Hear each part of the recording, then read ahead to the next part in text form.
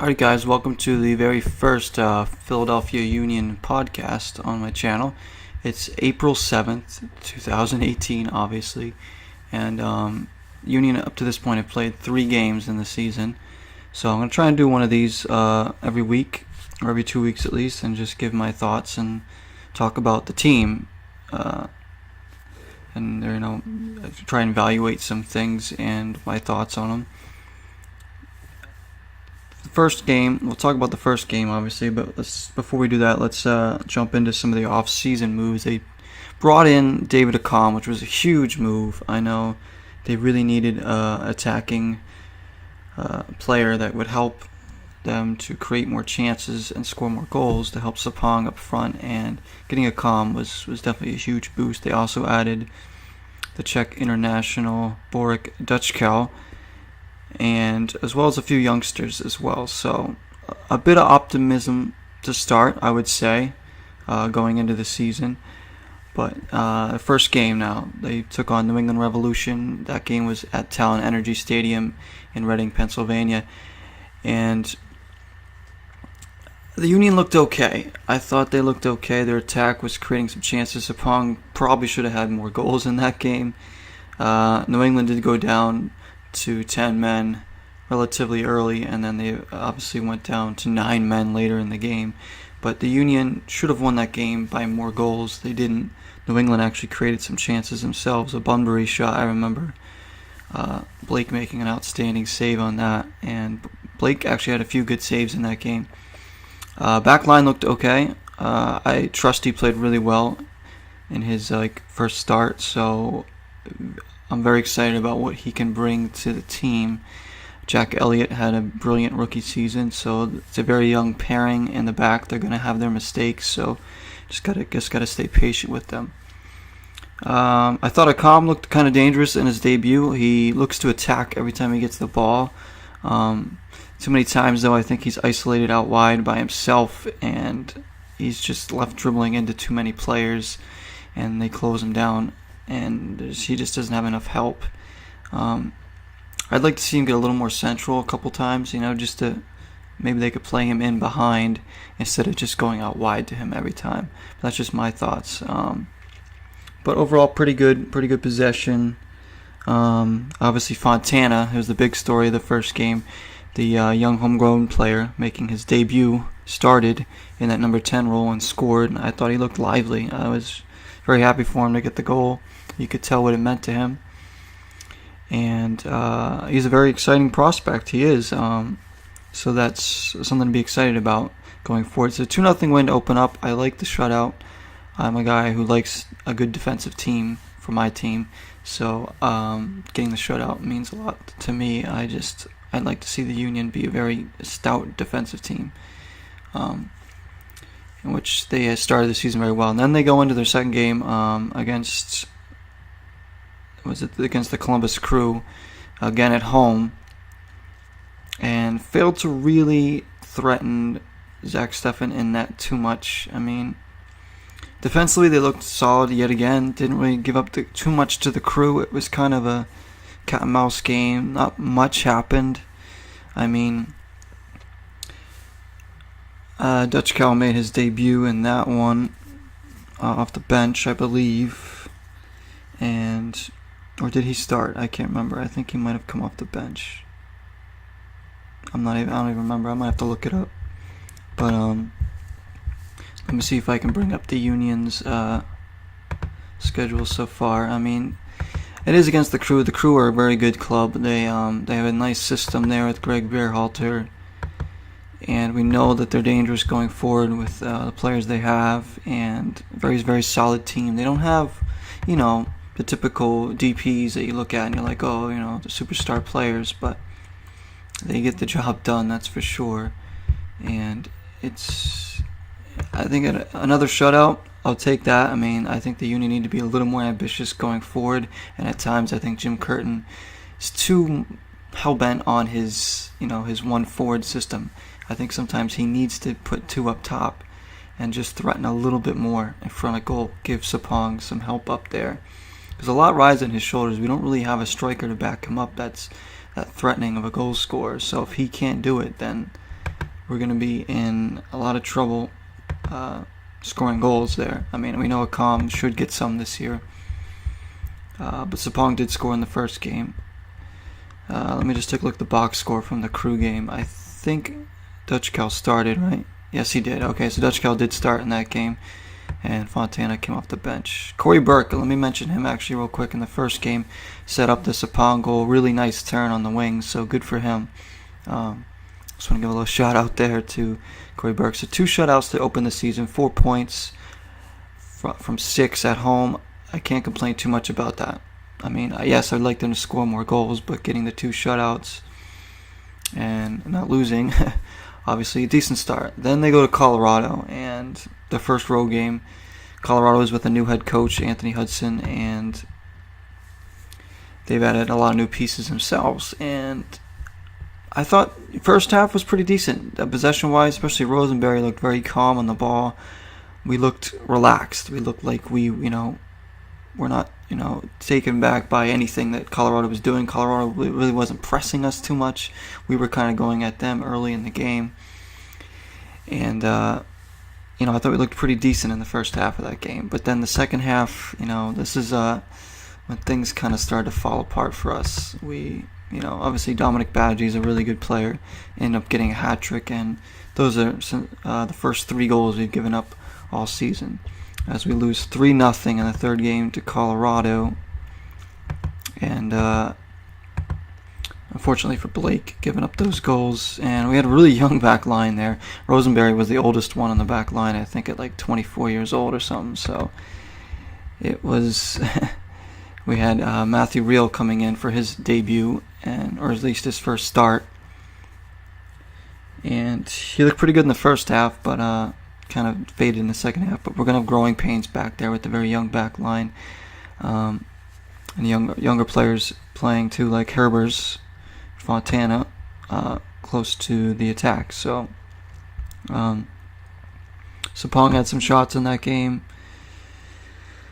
but we just really failed to get anything too dangerous going in that game, sustained wise, and so, we ended up losing. Obviously, outpossessed Colorado, but couldn't create and finish chances in that one. Dutchkel went 82 minutes, did a little bit better, especially in the first half, but still I can see he's trying to fit in, not just with our team, but with the league in general. A little bit different for him. Akam, I still think that we should try and play him up top alongside Sapong, because too many times when we get the ball, we're looking for an outlet. Akam's doing so much defensive work, but having to come back. That when we get the ball, he's back. He's not up top. It's just Sapong, and he has to hold it up and wait.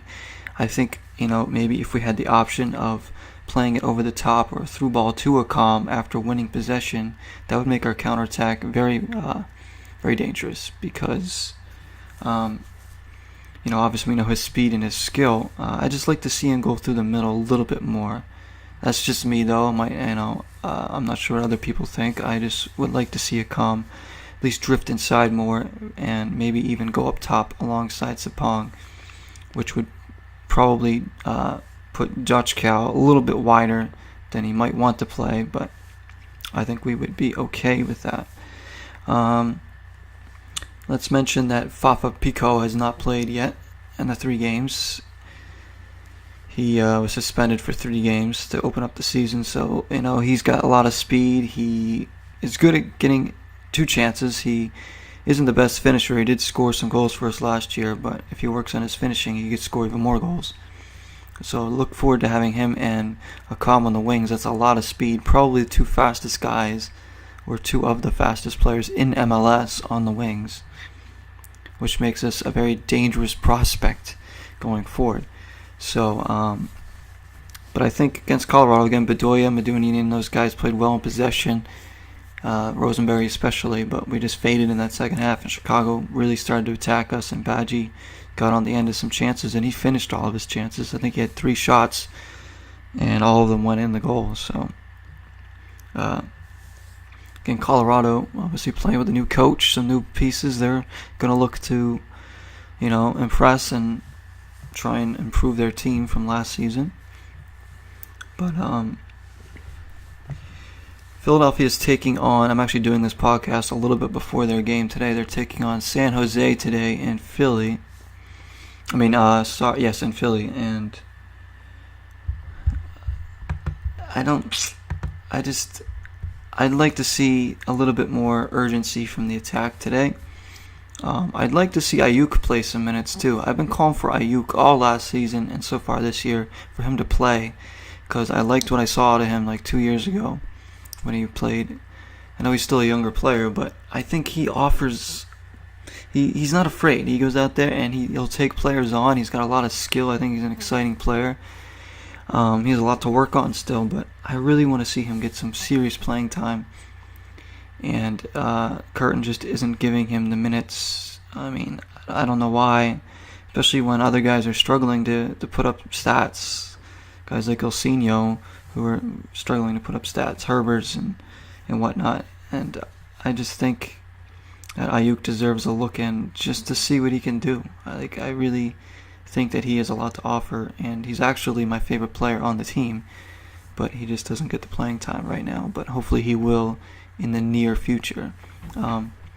Today's back line should probably be the same as the last game, given Fabinho's injury. And I would expect the same. I think Pico is probably going to start over Herbers today, given that Herbers didn't look too good in the past game. I thought Herbers was pretty good in the opening game of the season, but hasn't really shown too much since that. Obviously, we know the rest of the midfield should be the same, and Sapong up top. So we'll see. They got to show some urgency here and attack. I'd like to get them to get a win, because a lot of other teams in the East are playing really well right now. Atlanta, New England are playing amazing right now under Brad Friedel.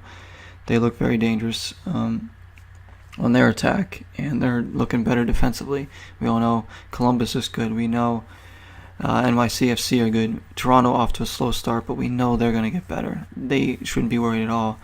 And you got wild cards like Chicago and Red Bulls in there who are going to be battling for playoff spot too. So we really got to win our home games now. We can't afford another draw.